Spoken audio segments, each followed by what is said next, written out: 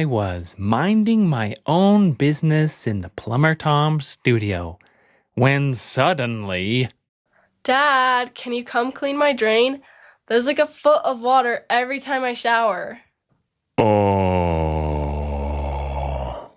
I forgot about that. Well, guess I better do my duty.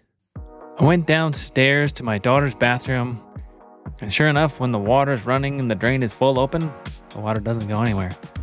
There's a telltale ring around the tub of grime from where the water's always ponding when they're taking showers. Well, I've done this hundreds of times before. We can do this again. And I figured might as well turn it into a demonstration video. So let's talk through what it takes to clear a typical tub drain when it's clogged.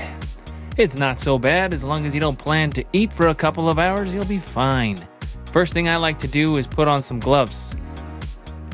Then we can start into this tub drain. The top of the tub drain actually has a little cap that can thread off. That one came off real easy. Sometimes you have to get some pliers on there to wrench it loose. But next we'll use a flathead screwdriver. And we're going to take that and put it right down into the center of the stem of that drain. You want a flathead because it's got a little insert spot right there, and you can loosen that stem. Sometimes you have to wrench it a little bit. It can be pretty corroded and hard to turn. But yeah, you get that thing turning, and that will allow you to remove the whole drain stopper from the drain. This drain is more than likely clogged with hair, so the plan of attack is get the drain stopper out of the way and remove whatever hair is in there. Let's have a good look at what's down in there. Yep, you can see it's pretty clogged. The hair piles up and the scum builds up on that, and it just gets all kinds of awful. I like to use basic needle nose pliers. All you have to do is pinch and grab. Pinch and grab. Pinch and grab. So long as I ever ran a service plumbing business, me and my service technicians always had competitions to see who could get the biggest drain rat. Sometimes you can get this all to come out in one big glob. This one's coming out in a lot more pieces. It's been a little harder to pull it out of that tub drain assembly. But the key is to just keep going. Pull and pull and pull until you can't get any more out of it. At this point in this demonstration video, you can be glad that you cannot smell what you are looking at. It does get pretty awful at this point. The key here, my friends, is to never give up. Dig and dig and dig. Pull and pull and pull. Get as much out as you can, because anything that you leave behind is going to be building up and blocking up your drain again, and you'll have the pleasure of doing this again sooner than you want to. Now, if you have people who have long hair in your household, you know, this could happen as often as once a year where you got to get in and clear it out. Let's just keep that as infrequent as possible by being thorough.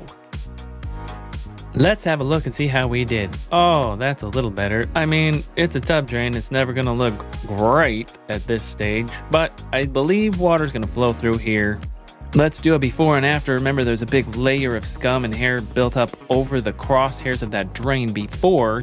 With it cleared, I can see the cross piece down in the bottom of the drain. That's where the stopper threads into the center of that cross. So, you know, if I've got it down to there and cleared as much as possible, that's about the best I can do. At this point, I'm pretty well satisfied with the amount that I've gotten out. I'm going to work on cleaning up the drain.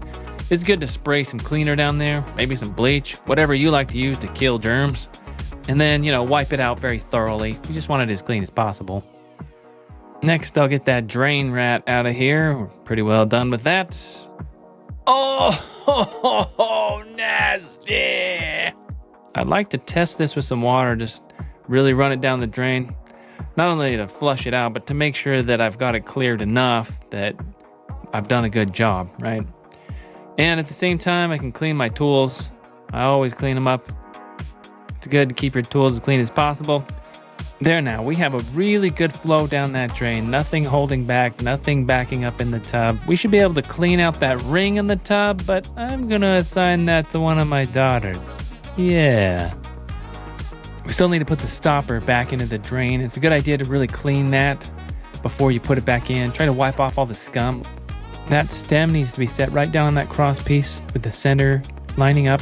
Then we can just twist it right back in where it was before. I say that like it's easy, but when it's corroded, sometimes you have to give it some, pressure, give it some torque.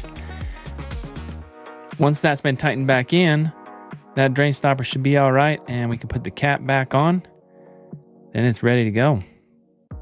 Time for a final test. We'll run some water while that stopper's in place and make sure that everything's as it ought to be.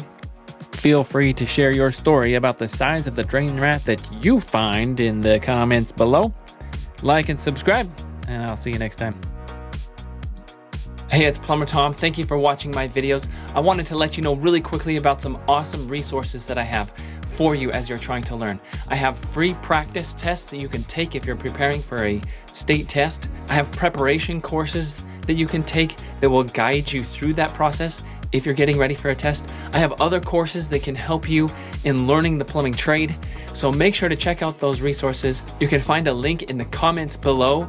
When you participate in those courses, you're helping me to be able to create more content.